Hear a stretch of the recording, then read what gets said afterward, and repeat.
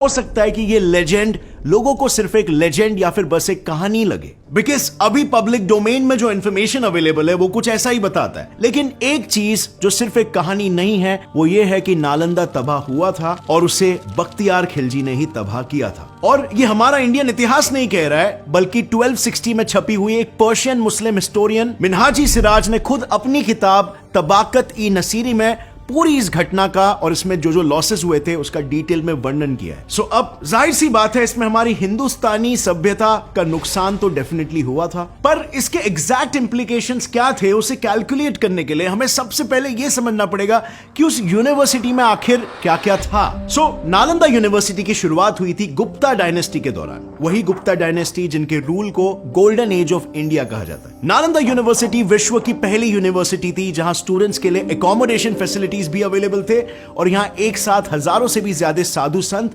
गुरु और शिष्य रहते थे। ये सभी लोग मिलकर वहीं पर रहते थे और शिक्षा हासिल करते थे। इनफैक्ट नालंदा ऑलमोस्ट एक इंटरनेशनल इंस्टीट्यूशन था जहां पर इंटर एशियन कनेक्शंस इन पर्टिकुलर काफी ज्यादा फ्लरिश होता था। चाइनीज मंक्स जैसे जुआन जैंग, यिनजिंग और हुई चाओ यहां पर रह चुके हैं, पढ़ चुके हैं और पढ़ा भी चुके हैं। श्रीलंका और तिब्बत से भी कई स्कॉलर्स और मंक्स यहां पर पढ़ने आते थे और फिर यहां से सीखकर अपने देश पर वो नॉलेज स्प्रेड करते थे। और इसीलिए जो लोग बख्तियार के अत्याचार से बच गए वो लोग जान बचाकर तिब्बत भाग गए थे। इनफैक्ट इस बात पर खुद दलाई लामा ने भी कमेंट किया है कि तिब्बत की बौद्ध परंपरा नालंदा की परंपरा का सीधा कंटिन्यूएशन है। इसके अलावा आर्यभट्टा जैसे एक वर्ल्ड रेनाउंड मैथमेटिशियन और एस्ट्रोनॉमर भी इस यूनिवर्सिटी के प्रमुख रह चुके हैं। और इसी से हमें यह पता चलता है कि नालंदा सिर्फ इंडियन कल्चर और बुद्धिज्म का ही नहीं बल्कि एजुकेशनल और साइंटिफिक रिसर्च का भी एक एपिसेंटर था। तो अब जब ये यूनिवर्सिटी ही इतनी इंपॉर्टेंट थी तो कोई इसे नष्ट करना ही क्यों चाहेगा? वेल, इसीलिए ही क्योंकि ये इंपॉर्टेंट थी।